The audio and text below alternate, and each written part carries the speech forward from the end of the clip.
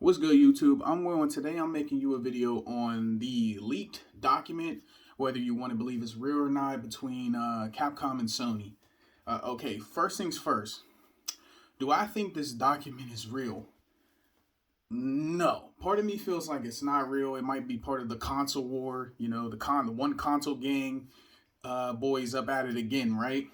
But then I think Capcom had a leak a while ago. I'm not exactly sure. I want to say it was back in 2020. They had a leak. A bunch of upcoming games, a bunch of upcoming things were leaked, and maybe this was one of those things. So with that little bit of sprinkling in there, maybe this document which said that um, there was a parity clause, basically no version of Resident Evil 8 can run better than it would run on the PS5.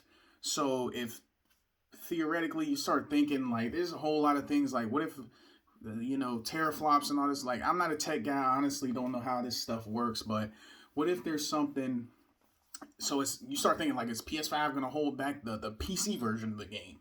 Because PC Master Race boys, they probably like, man, I need those frames. But and then you start thinking about for me it's the Game Pass aspect, right? So I'm not a big horror game guy.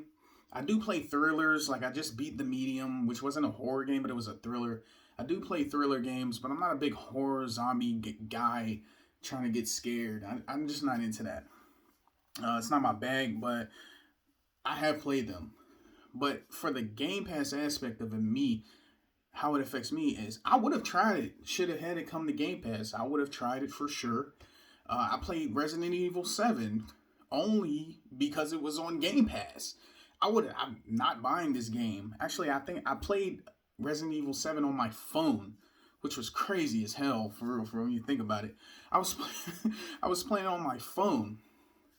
Um but yeah, that was so a leaked document, and I just think, is this anti-consumer? You have to start considering the fact that this is a business. Me, an Xbox fan, I gotta understand. Yes, I know Microsoft. The customer's always right, right?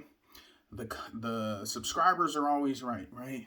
But it's a business. So me as an Xbox guy, I gotta understand that, yeah, Sony is definitely gonna be like, okay, we're marketing. As I understand, they have the marketing for Resident Evil 8. Now imagine it comes to Game Pass. Sony's like, y'all think y'all gonna MLB us again? It's like, could you imagine that? They have the marketing rights. It goes to Game Pass, and then their PS5 customers, PS4 customers, I'm pretty sure it's cross-gen game, have to pay $60-$70 for this, bro. That's just not a good look. It just would not be a good look for Sony, because I sit here and I just think, would you do this? Me, would I do? It's business, man. Business, money talks, like money talks, and we got to understand that these dudes do not care about our console wars at all. These guys and these girls that run these billion-dollar companies, and Microsoft's case, trillion-dollar companies. I don't even know how much Nintendo's worth, but it's a whole lot of money ran by dudes and women who are a hell of a lot smarter than me. And I feel like this is the right decision if it's real.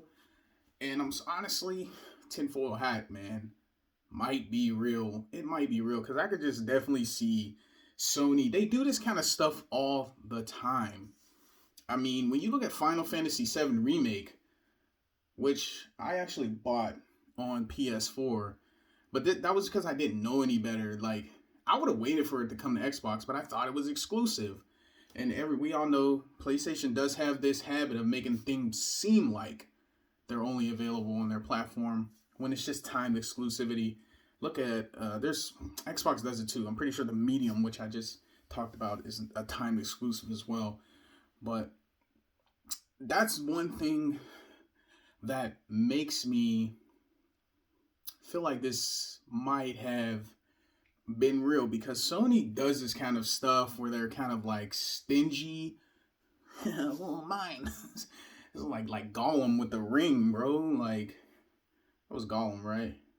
Yeah, it's like when what's dude's name? The elf in the beginning of the first movie tells dude to throw the ring and cast it into the fire. And Sony sitting there with Resident Evil 8, like, share it with everyone, cast, and they're like, no. Like,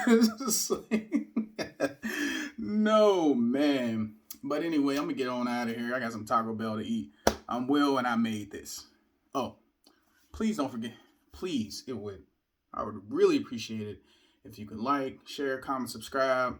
I had a couple comments on one of my previous videos. I think it was one commenter said one thing and somebody else commented on his comment. So I'm like, hey, we got a little discussion here.